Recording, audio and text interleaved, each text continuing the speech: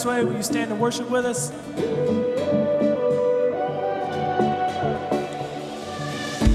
When night has fallen, when fear is calling, still you're calling me. When faith is lost, my hope exhausted, you will be my strength. When my mind says I'm not good enough, God, you're enough for me. I've decided I'm not giving up, 'cause you won't give up on me. You won't give up on me. Your love is holding on and it won't let go. I feel it breaking out like an echo. Your love is holding on and it won't let go. I feel it breaking out like an echo, echo in my soul.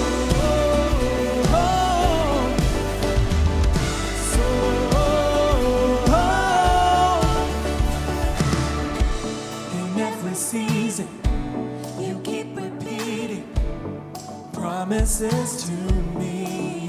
Whoa, now there's no stopping what you have started until it is complete. When my mind says I'm not good enough, God, you're enough for me. I've decided I'm not giving up, 'cause you won't give up on me. You won't give up on me. Your love is holding on and it won't let go. I feel it breaking out like an echo. Your love is holding on and it won't let go. I feel it breaking out like an echo, echo in my soul.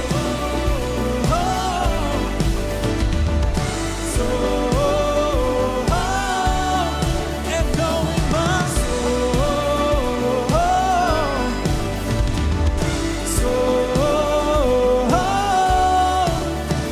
when my mind says I'm not good enough, God, you're enough for me. Yeah. I've decided I'm not giving up. You won't give up on me. You won't give up on me. Your love is holding on and it won't. Woo! I feel it breaking out like an echo. Your love is holding on and it won't let go. No. I feel it breaking out, breaking out. Your love is holding on and it won't let go. I feel it breaking out like an echo. Your love is holding on and it won't let go. No. I feel it breaking out like an echo, echo in my soul.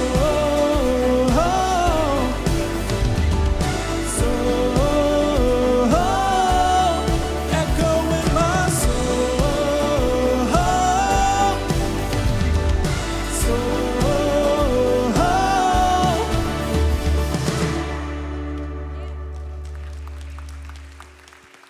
I don't mean to keep doing this countdown, but man, there are 10 more Sundays left in 2020. That means that in 11 weeks, I get to say, well, you know, hindsight's 2020, and we'll just laugh and laugh. Right now, it's time for you to be in the know. ChristWay, we got a few big things kicking off tonight, so let's make a list. Number one, life groups start tonight. And hey, it's not too late to get in one. Go to ChristWay.church and click events to find out everything you need to know to get connected to a group. Many groups are starting tonight. Number two, middle school nights. If you are a middle schooler, you don't want to miss middle school nights. We've got worship, we've got games, we've got community. Be here tonight, 5 to 6:30 middle school nights. Number 3, high school nights are back in action this Wednesday from 6 to 8. And listen, if you're planning to be there, why not bring along another high schooler? You know, maybe someone that you go to school with, maybe someone you play sports with, maybe that weird kid in your neighborhood who looks way older than a high schooler but acts like a freshman. Hey bro, what's up bro? You want to hang out? I got some Capri Sun. All right then. So they all kick off this week. Life groups tonight and throughout the week. Middle school nights tonight from 5 to 6:30, and high school nights this Wednesday from 6 to 8. Don't miss it. You can find out all about our schedule, different ministries, and other fun stuff happening by visiting us on the web at ChristWay.church. I'm James.Howard. You are in the know.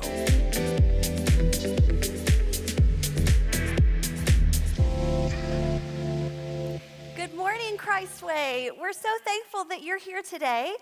If you are new, this is your first time here, we'd like to find out a little bit more about you. So if you would fill out one of these connection cards, you can find it in the seat pocket right in front of you. If you're on the front row, just reach right behind you, fill it out, take it to Connection Central immediately after the service, and we'll say hello and start a conversation. Now, ladies, where are my ladies? That was a little, come on, where are my ladies? Thank you. Ladies, if you're new and you have yet to connect to our women's ministry, the best place that you can do that right now with all the pandemic craziness is in our private Facebook group. So if you will go to Facebook and you'll search for us and ask to join, this is what you're going to find when you join. You're going to find a safe place. You're going to find a welcoming and encouraging place. You're going to find a group of ladies who will come alongside you in prayer or in service, and that you can dig into Scripture together. It's a good thing that you want to be connected with. And plus, we have some stuff coming for the holidays that you are not going to want to miss. So make sure that you check that out before you leave today. All right, y'all, today we are talking about a really important subject. It is a difficult subject. It's actually a topic that you don't hear discussed in church very often. Today, John is discussing in his message the sanctity of human life. And we know that sometimes we come at this subject at different angles, but I ask that you would come to the message today with an open heart to hear some of the truths that John has for us. But first, we want to hear a story from a ChristWay partner who knows firsthand what it's like to overcome some of the spiritual and physical and emotional pain that often accompanies abortion. So I'd like for you to listen to this story, but I want you to remember this, that this ultimately is a story of God's grace and God's redemption. Let's listen in. Bad decisions, bad counsel, bad advice. It was the summer before my senior year of high school. I was 18, I was pregnant, and I was terrified. Bad advice. I talked to my mom, and she reminded me of the plans for college and that motherhood would at the very least make that complicated. Bad counsel. The clinic said removing those cells was a simple procedure, and I would have a full recovery, and I would still have my whole life ahead of me. Bad decisions. It was the path of least resistance. As horrible as it sounds, it was the most convenient choice. Even though I knew it was wrong, I had an abortion. In 2013, my son would have been 20. I did a post-abortive Bible study, and for the first time, I had to articulate, not just subconsciously feel, but really articulate what I had done. I didn't understand the importance of life until I became a child of God. He showed me through His Word that He had created my son in His own image for a purpose. God had loved those cells, that baby, my son.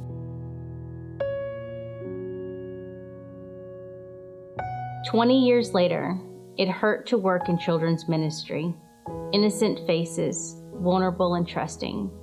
They taught me about Jesus. They taught me that God has a plan for each one of them. Through them, God showed me forgiveness and redemption." Regardless of bad advice and bad decisions, there is redemption in God. In Chattanooga, there is a memorial for the unborn where mothers can go to honor and show respect for the life that would have been. We had a memorial service to give dignity and a name to my son. His name is memorialized in stone on the wall with thousands of names of children who would have been. And even though my son never had breath in his lungs, God used him to help people see that forgiveness is real. God has shown me tremendous grace. In him I am restored. In him I am forgiven.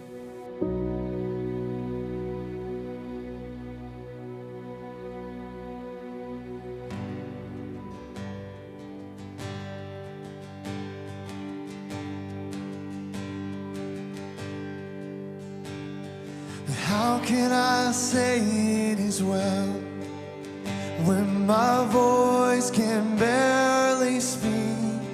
And how can I sing you a song in the midst of suffering? Jesus, will you meet me here? Let your peace wash over me. I need you now more than ever. Teach my soul to sing. My God is still in control, and still he reigns on his throne. Though mountains may tremble and sea billows roll, I'll sing it is well with my soul. My God is still in control.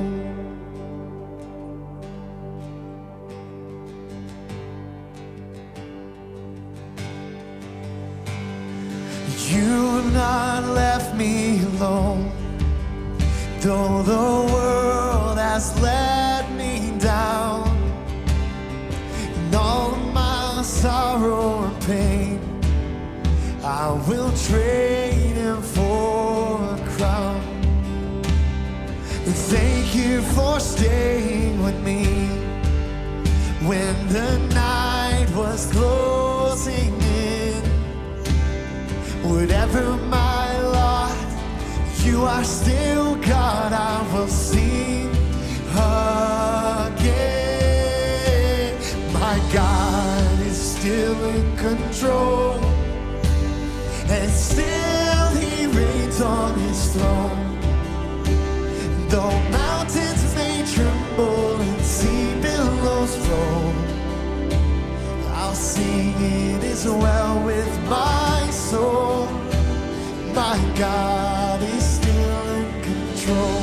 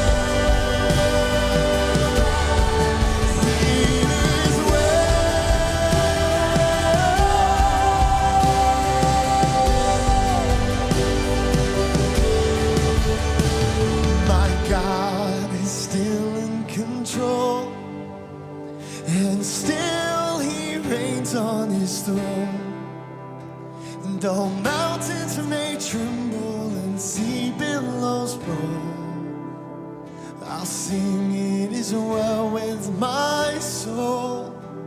My God is still in control. My God is still in control. Father, we appreciate you and we praise you this morning for all your grace and all your goodness and the redemption that you have for us, God, and we love you. God, speak to us today. We love you. Amen. Amen. Hey, it is so good to be with you. I love this is Sunday morning, and I get to smile again on Sunday morning because I get to be with you guys. I'm telling you, it makes my heart good. I know that we have a lot of new people who have been coming to ChristWay, and you probably are thinking, are these people for real? You know, I know you're probably thinking, man, they seem like they're always happy. They are for real. And they're as crazy as you think they are, okay? They're crazy in love with Christ. They're crazy in love with what God's doing. And if you hang around very long, you're going to get crazy too. I can promise you, because it just catches. It catches. So welcome to all of you. Also welcome to everybody who is watching right now with us at home. Praying for you guys. Look forward to seeing you back with us as well. Hey, last Sunday, we had an amazing time. We talked about generosity and celebrating generosity. And we sent everybody out with a challenge to go out and just celebrate generosity and show the world Christ's generosity and how Christ would display it. And so now, today, there's outside in the lobby, there's a board. It says, because of Christ, I'm generous. And we want to hear from you. We want you guys to share your testimony of what God had used you, how God used you in a great way. You don't have to put your name on it if you don't want to. That's fine. But we want to celebrate generosity. So make sure you take advantage of that. Also, next Sunday is a do not miss Sunday. All right, because next Sunday, we're going to be looking at something that's going to kind of sound kind of crazy at this time of year. We're going to be looking about how Jesus valued women. It will rock your world when you find out how Jesus took a different turn and elevated, just really valued women. I know. It's not even Mother's Day. I know, usually that's a Mother's Day. So, no, I know. We want to do things. We do things a little different around here anyway. So, be here next week. Bring your husband with you, only if you're married.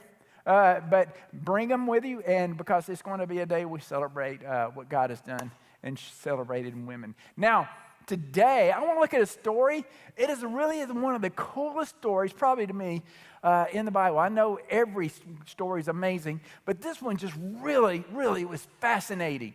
And it's got such a deep message. I want you to lean in on this story because it's got such a deep message that each of us can grow from. Now, at the end of the story, I'm going to go ahead and tell you, I'm going to ask you a question. Okay, it's a real question. Okay, not like, I'm going to, did you pay attention? It's not that kind. It's a self-evaluating question. I want to ask you a question when we're in looking at this story. Now, I'm going to kick it off. We're early in the morning. I mean, so early, it's probably earlier than most of you have ever seen before, okay? It's early in the morning. It's in Jerusalem. And Jesus is at the holiest place on earth. He is in Jerusalem at the Holy Temple, early in the morning. And he is there, and he begins teaching. He just walks up. This is what he does. He just begins teaching. And even though it's so early, people start going, hey, Jesus is doing his thing again. Let's go check it out. So everybody starts rushing over. And look at the story. This is so cool. It says, at dawn, he appeared. Most of y'all haven't seen dawn, right? You don't even know what that looks like, right? At dawn, he appeared again in the temple courts where all the people gathered around him. And he sat down to teach them. He's just like, hey, we're going to see. I know it's early in the morning. We're going to kick this show off. So he begins teaching them. And then the teachers of the law. The teachers of the law are the religious people. You know religious people, right? God said, right? They start getting, whenever they start praying, they start going into King James, that kind of person. That's the religious people. The religious people, they show up, right? The teachers of the law and the Pharisees brought in a woman caught in adultery. They made her stand before the group. Can you imagine what's happening? Now, Jesus teaches early in the morning and at dawn, right? And all of a sudden, they hear what's going on, this ruckus, and it's like, what has happened? And this mob, right? This mob of religious leaders, they come up, and they got this mob, and they take this woman, and they stand right in front of Jesus, right? Just standing there. And this woman, I know, has got to be just terrified. And this is what happens. It says, and said to Jesus, "Teacher, this woman was caught in the act of adultery." In other words, there's no reason even to think that she is guilty. And the law of Moses commands us to stone her, such a woman. Now, what do you say? Now, I know some of y'all are kind of new to church, and all right, when they're talking about stoning, they're talking about actually taking rocks and throwing at someone to brutalize them to death. It's stone. It's like this stone, not this stone, okay, that stone. So they're looking at and saying, we need to stone. So can you imagine they've set this woman, she's standing in the middle, and this says, she has sinned, and we need to deal with her. That's what religious people do. They always got to point. I sin. You messed up. You're going to hell, right? I'll see you there.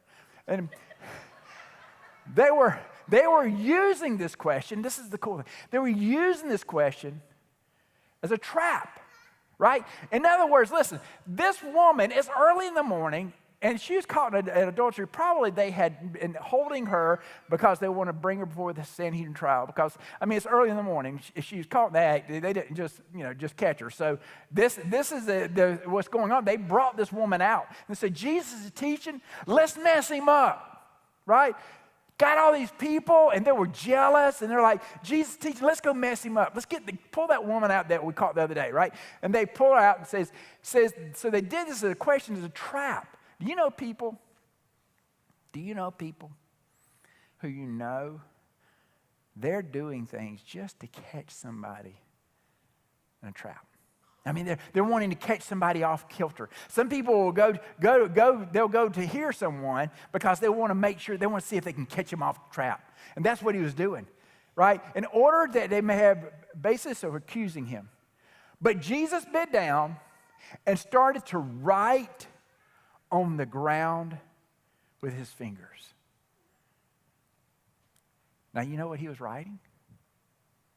Me either. Nobody does, all right? When they kept on questioning him, he straightened up and said to them, I love this. Jesus, you can't rattle Jesus, right? They're all, and Jesus like, whatever. He's writing in the sand. And so they kept questioning him, so he stands up, straightens up, and I love this. He says, let any one of you who's without sin be the first to throw a stone at her. Again, he stooped down and wrote in the ground. In other words, he's saying, if we're going to do some evaluating, can we just start with ourselves? Let's look at ourselves, right? So I'm going to ask you who without sin, if you hadn't messed up, you can throw stones. Religious people like to throw stones. You ever notice that?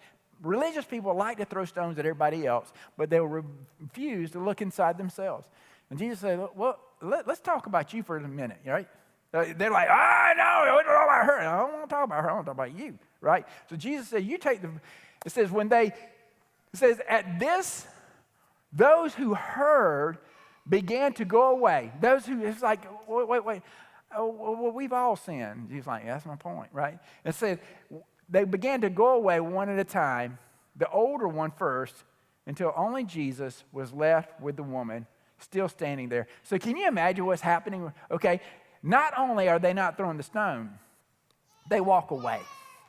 They walk away because they don't want to evaluate themselves, right? They walk away. When someone doesn't want to hear what they want to hear, they walk away. Do you know people like that? You do. Yes, you do. You know people, when they're not hearing what they want to hear, they'll just walk away. They'll just leave because they're not hearing it the way they want to hear it. Well, that's what's happening here. Jesus straightened up, because remember, he was writing in the sand again. Jesus straightened up and asked her, woman, where are they? Has no one condemned you? Now, can you imagine? This woman, she's standing there, right? Come on, use your imagination here. She thinks she's about to be killed. She thinks they're about to throw rocks at her. She thinks she's about to be killed, and she's just standing there humiliated, right? Can you imagine? This is all of her people around her. She's humiliated. She's standing in condemnation, and she's standing there in the middle, right? I can't imagine what she could be thinking at this moment. She's just like, And then Jesus, everybody leaves. Jesus goes, hey, where's all these people who are condemning you? They had to look somewhere else, didn't they? And so he's like, where are they who condemn you? And I love this. Guys, listen, please take a moment and lean in just for a moment, because what we're about to look at is so amazing. All right? So lean in. Watch very closely on this, okay? No one, sir. She says, no one. He said, then neither do I condemn you. Jesus declared, go now. Leave your life of sin. One sentence. In one sentence, Jesus acknowledged the sin and restored the person. In one sentence. Is that not amazing? Can you see what just, I like that too. I like that. Only Jesus can do that. I'm just taking it from him, right? In one sentence, he's like, he didn't say, oh, well, you didn't really do anything wrong. Don't forget about all these people. He didn't ever do that. He said, I don't want to look at your past. I want to talk about your future, right? I don't want to talk about, I'm not going to condemn you for what has happened, but I want to walk alongside of you for what's going to happen. You see, that's the beauty. This is the most beautiful thing that I've ever seen. Now, there's three. Here's my thing back to you, okay? There's three personalities in this story, right? There's the woman who, obviously, she was caught in the sin. She was sin. There's the Pharisees who are just condemning and, hell-bent, fire and brimstone, right? And then there's Jesus. There's three personalities. Here's my question to you. Of these three personalities, who is the church supposed to resemble? Think about it. Because I know you're going, well, they're supposed to act like Jesus. I know, we are. But do we? This morning, it's no secret, I'm going to be talking about life, right? Life of the unborn. I'm talking about it this morning. And I know that people are like, oh, God, I can't believe you're doing that. I know. Even my friends in ministry are like, I can't believe you're doing that. I'm like, Jesus told me to do it, and so I'm just doing it, right? But here's the thing. When I looked at it, I'm like, but Jesus says this is how we're to react. This is how we're to react. Listen, churches, people, pastors don't talk about this subject because they have messed it up so badly. Really? Churches really have messed this up so badly. And that's the reason nobody likes to talk about it. But this morning, I want us to talk about it, and I want us to address it. What do you think about this? I say let's address it like Jesus did. Right?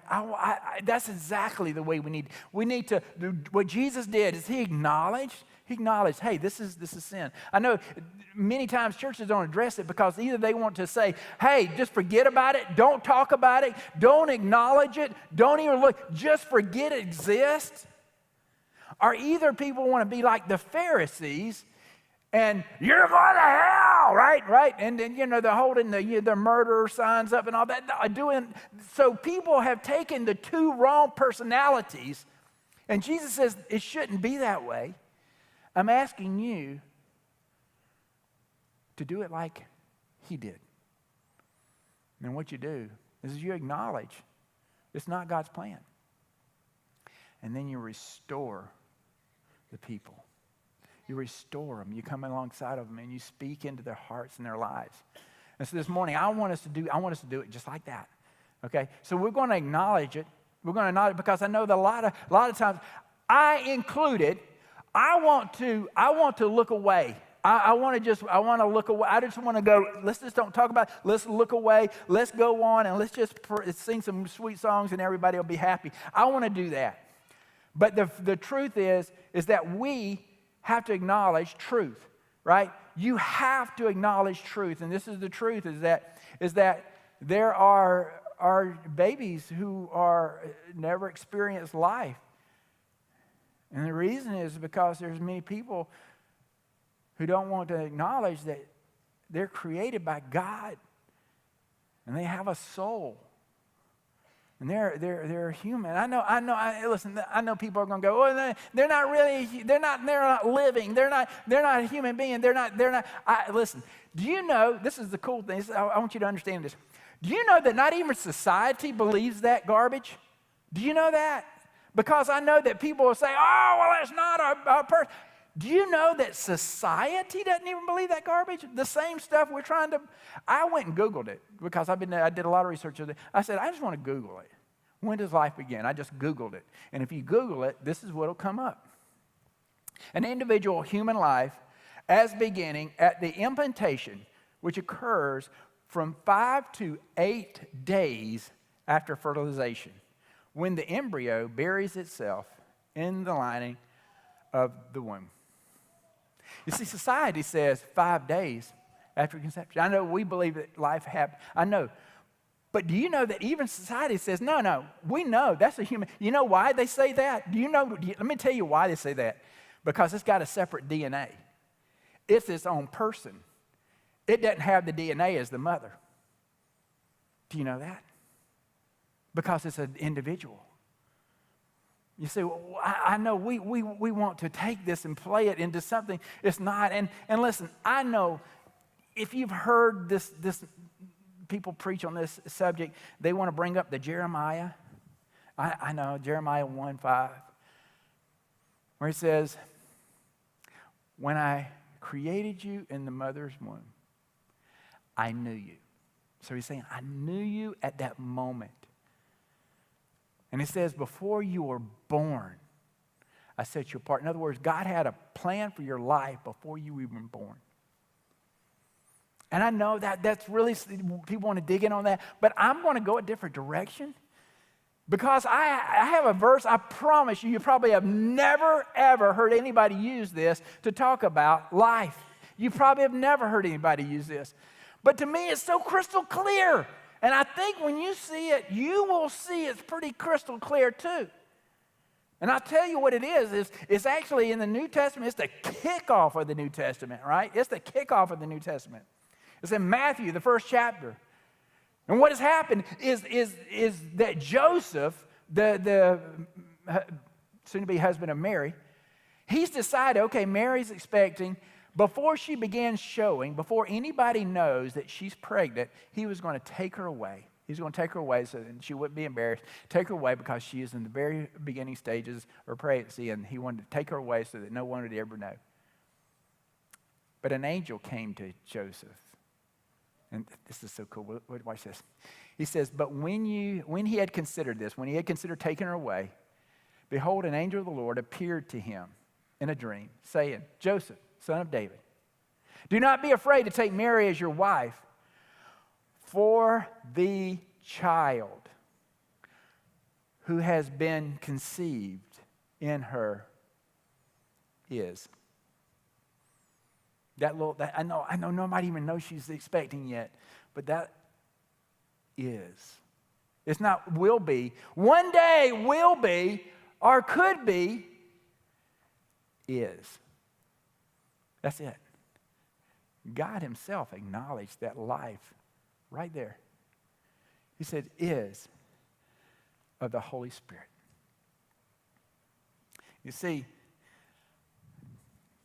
it's there. It has a soul. It's a person. Do you know at 4 weeks, it's got a little heart beating, 65 beats per minute. 4 weeks. In just 2 months. 2 months. That baby has got its face it's going to come into life with. It's got its face. And it's, you know what else? It's got its own DNA. It's not the mom's DNA, it's his own. 10 weeks, that baby is sucking. And yes, it's noticeable now whether he is your daughter or your son. 10 weeks. in 5 months, that baby's kicking around, right? It ain't you kicking, Mama. It's the baby. You don't have gas. That's a baby. And he's like, man, I've got things going on. Listen, we have a couple here at ChristWay. Actually, they've gone into ministry now. But here at ChristWay, a couple, Josh and Leslie Cross. I love this couple. Actually, I actually performed their wedding. They're just a neat couple. But Leslie became expecting, and of course, excited, just like anybody who's with children, and just like we have a baby, and everybody's celebrating everything, all the things that go on.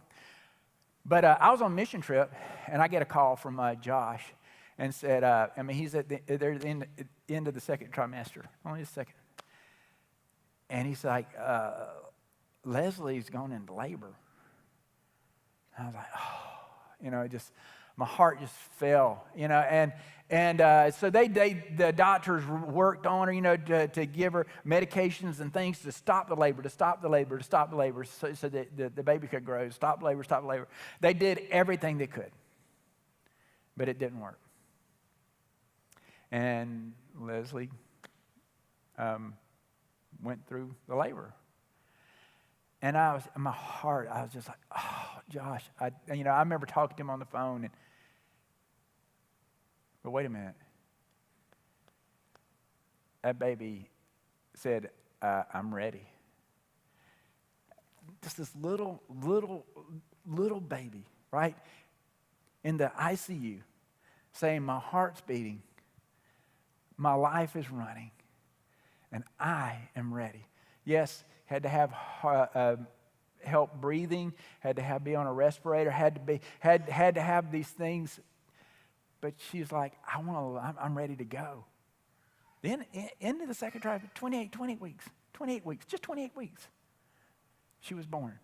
I was letting Josh know, hey, this Sunday I'm preaching on that. Hey, is it possible for you to send a picture of Hannah? I love Hannah. God's grace. That's what Hannah means. I said, can you send a picture of Hannah? And he's like, yeah. I said, he said, we took a picture of her as she was going to kindergarten in August.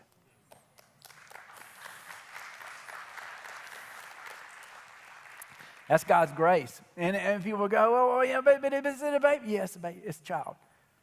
And it's got a soul. And it's human. And what do we do? What we do about that? Do you know that for no reason you can have an abortion up to 12 weeks? And if you say, well, I've got medical complications, you can go up to 24 weeks. And I've looked at it, and I can't share with you how it's done. I just can't. If you feel like you want to, you can go and YouTube it. I can't. But in their humanity, they give the baby a shot to stop its heart so it won't feel the pain. I'm like, then you just admit, I don't understand it. In a world right now, we're in the process of it, right? Black Lives Matter. Well, does it matter that in New York, more black babies are aborted than are born alive? Does that matter? I mean, does it matter that last year 140,000 babies were aborted in second term? Does that matter? Does it matter that this year we'll have 900,000 babies who won't have a chance? Does that, here we are, it's like, whoa, 200,000 with the COVID deaths. You got 900 every year, 900,000. Does it matter? I think we live in a broken world. I believe we live in a broken world when you can do federal time. It's a federal offense. You could do prison time for destroying or messing with sea turtle eggs. But you can go into human baby life. Well, that's going to be a turtle one day. Who cares? That we live in a broken world when we don't acknowledge it. And I know the arguments of, well, what about maybe someone went through something and it was maybe it was illegal, or somebody created a crime and it caused someone to be pregnant. I understand that, I hear that, but that makes as much sense as someone's store getting robbed and you going and arresting a customer because it's convenient. That doesn't make sense. It's not the child's fault, right? It doesn't make it. I know. It's like, well, maybe there's complication. Listen, you go and do the research. You can do this on your own, right? 0.05. I'm not 5, but 0.05% of baby terminations are because of someone having illegal. 0.05. 3% are because of medical reasons. 23% are because they can't afford it. And 25% is because they're just not ready. So we've got to acknowledge what really is going on. Now that we looked at that, we have to, what Jesus did, he looked at both. He says, now, what do we need to do about restoring those people? And that's what we want to be. ChristWay, let me tell you what I want to be a part of. I want to be a part of the solution. I don't want to be a part of I'm not with the condemnation. I'm just not there. Okay? Because Jesus didn't say, hey, woman, look what you've done. Jesus said, hey, look, woman, look where we're going, right?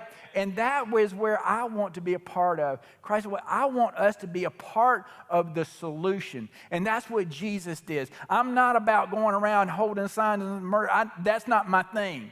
And I think that's about as Pharisaic as it gets. Right?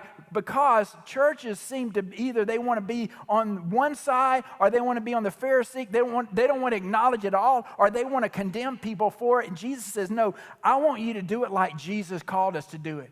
We need to be a part of the solution. There's a problem. We acknowledged that just now. I want to say now, how can we part of the solution? And how we can, I know I'm getting worked up, but you haven't even seen it yet. How we're part of the solution is first is we got to love, right? And who do we love? Who do we love? We love that mom who's expecting, who doesn't know what to do. That mom who's expecting, the church is where she should be going to. Oh, well, you're not married. Okay, what can we do to come alongside of that? What can we come along? How can we help you walk alongside it? That's not for us. Listen, the church has been part of the problem too long. We got to be part of the solution. And how we do is we love that mom. Hey, listen, we want to come alongside of you. We want to pour into you.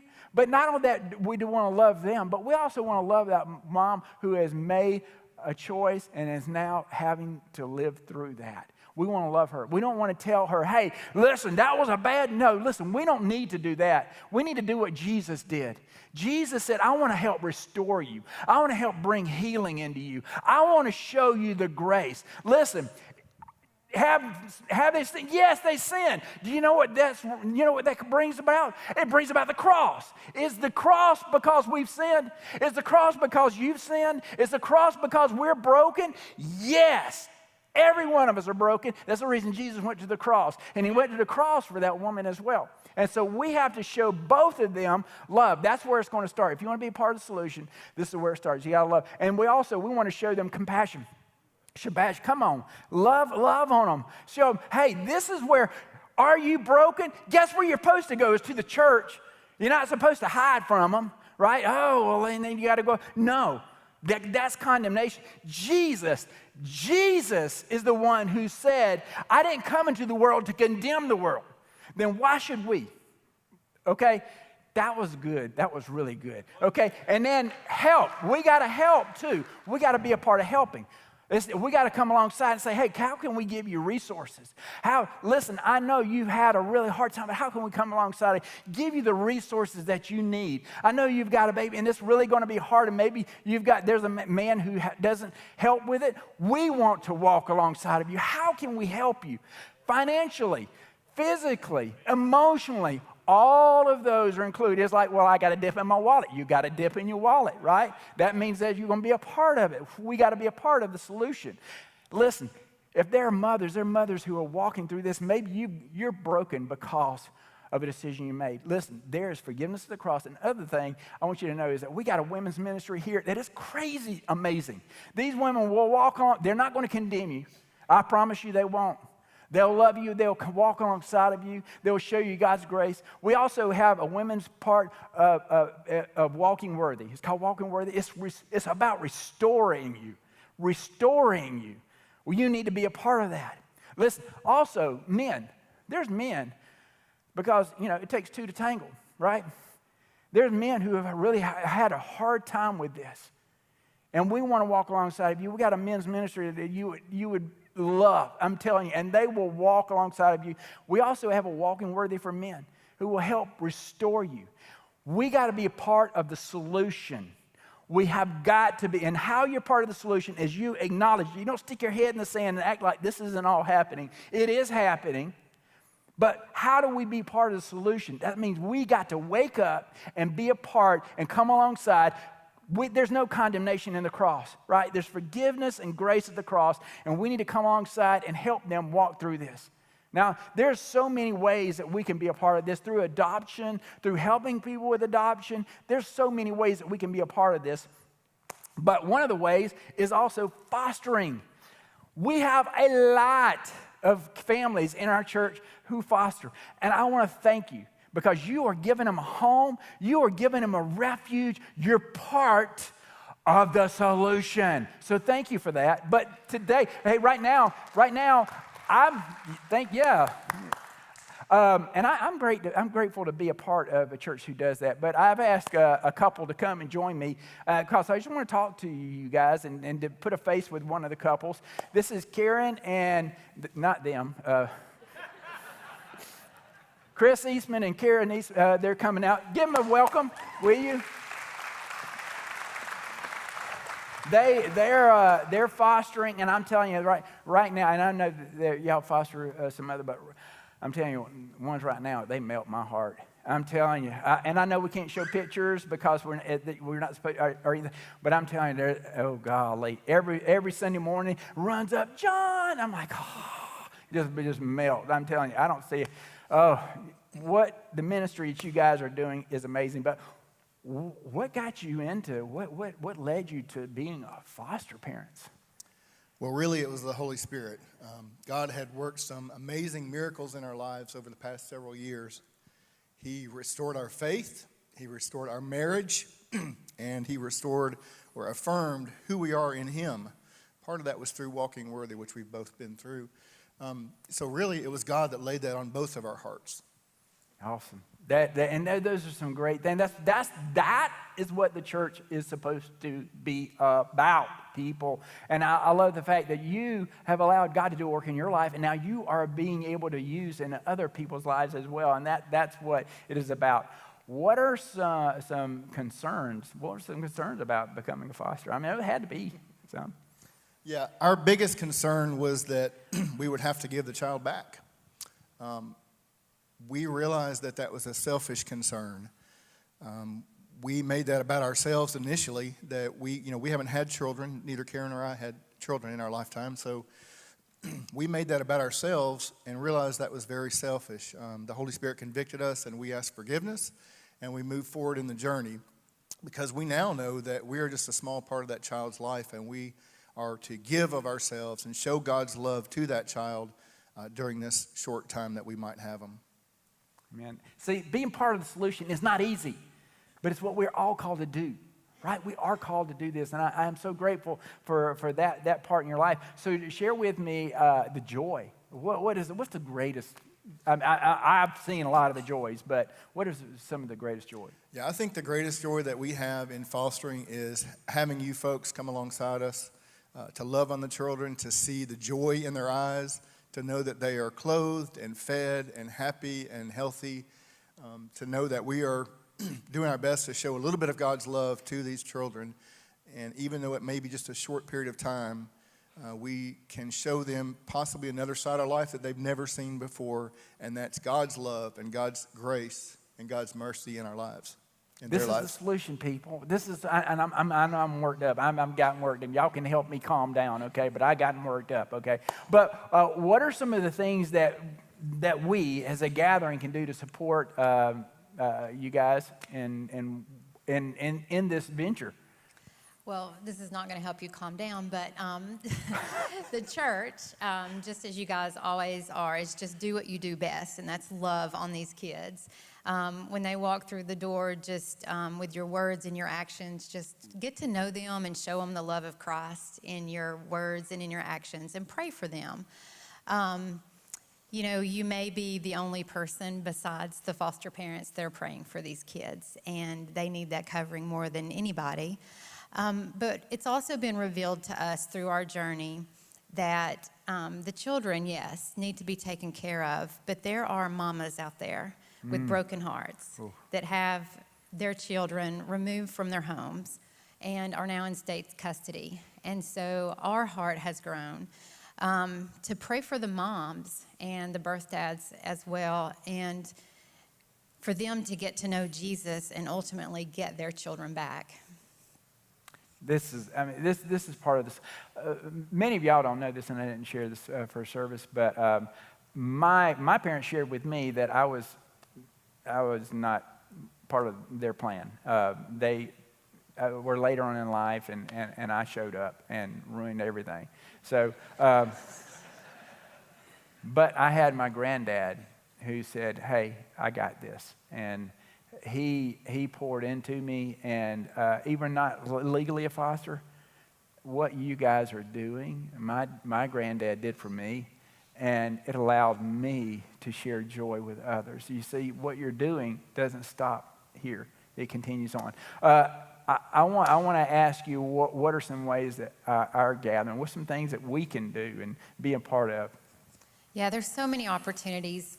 Fostering and adopting is not for every family, but in the fostering and adoptive communities, there are so many opportunities to volunteer and to participate and to give financially.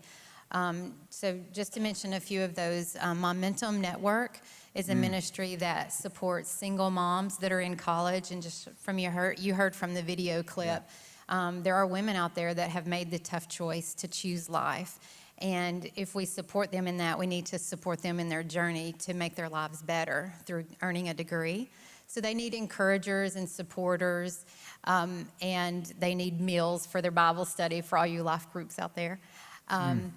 We can also look at Hope for One and a place called Flourish. Those are foster closets. You can donate clothing and toys and baby and children's items. And foster closets are where foster families and adoptive families can shop for those children for free.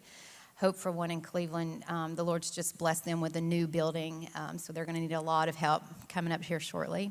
Choices and New Hope are pregnancy crisis centers. They do post-abortive counseling. There's also the Foundation House that houses homeless pregnant women, a place called Seventh Well that houses survivors of sex trafficking. There's just so many organizations and opportunities. Get on their websites. Get involved with ChristWay, Ask at Connection Central, your life groups, women's ministry, and just find out who these foster families are in the church and love on them and support them, and it's all interwoven. They can help you just serve, and you may come up with your own new ministry. You see, yeah, we're ChristWay, guys. We're part of the solution. Jesus has called us to be part of the solution. And this is ways that you can be a part of the solution. We have to, and it's going to cost us. It's going to cost us time. It's cost you guys a lot of heart. There's a lot of heart in this. It's going to cost you heart. It's going to cost you getting off your wallet a little bit too. It's going to cost these things for us to be part of the solution. But that's what ChristWay, God has called ChristWay to do, is to be a part of the solution. And I'm thankful for you guys. Do you have anything else that you want to share with us? Thank you. We are so grateful. I want to pray for Chris and Karen. I want to pray for all of the foster, because we got a lot of foster parents here in our gathering, and pray for what God is doing through you. Father, thank you. This is what it's about. Jesus, this is what it's about. I thank you for every family, every child that walks in the Eastman home. I pray for you to restore, to use Chris and Karen in a great way, in this ministry in a powerful way, to restore and build. I pray for you, for all of the foster parents in our gathering too. To God, give them encouragement and give them the resources that they need as well. God, do not let us stop here. Let our lights shine in a new way in your family. In Christ's name, amen. Can we thank them for what they're doing, guys? Thank y'all. We love you guys. Love you guys. ChristWay, that's it. That's it. I know that you can look at this message and you go, man, this just rips my heart out. I know a lot of times we walk away from here just completely depressed, but we don't need to be depressed. Jesus doesn't want us to be depressed. He wants us to be a part of the solution. And that's what I'm asking us to do, each one of us to do. How do we do that? We do it by loving the way Christ did. And how do we do that? Let me tell you something. You follow the model of Jesus, you look at the cross, and you'll know exactly what to do from there.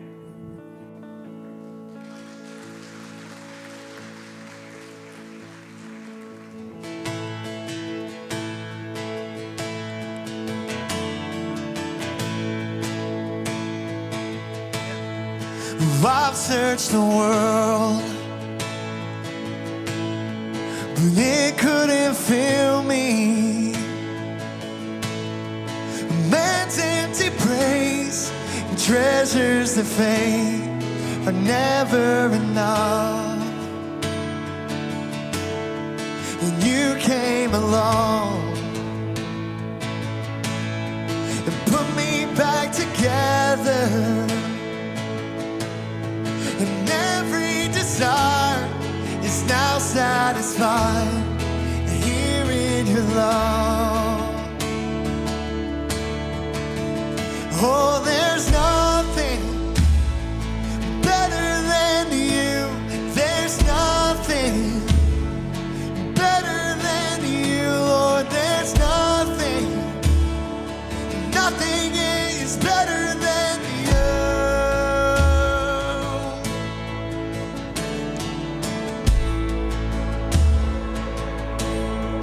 Oh, I'm not afraid to show you my weakness, my failures and flaws. Lord, you see them all, and you still call me friend. 'Cause the God of the mountain is the God of the valley. There's not a place your mercy and grace won't find me again. Oh, there's nothing better than you. There's nothing better than you, Lord. There's nothing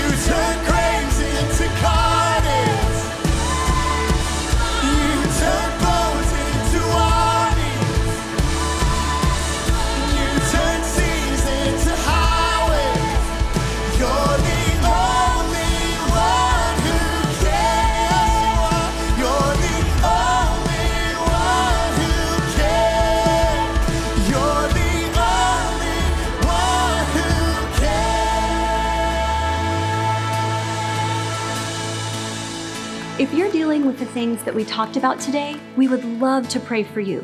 Join us in the living room immediately after the service, and we'll come alongside you in prayer. And if you'd like to support others who are impacted by unplanned pregnancies or abortion, either financially or by serving, we'd love to share some resources with you too. For unplanned pregnancy support, visit choiceschattanooga.org. For adoption and foster care information, go to hopefor1ministries.org. You'll find the Momentum Network for single moms in college at momentumnetwork.org. For a complete list of the resources that we've mentioned today, you can view the description of today's YouTube video and today's event on the YouVersion Bible app. We'll also be sure to post this list to Facebook. Remember, there is hope and redemption in Jesus. Have a great week, everybody.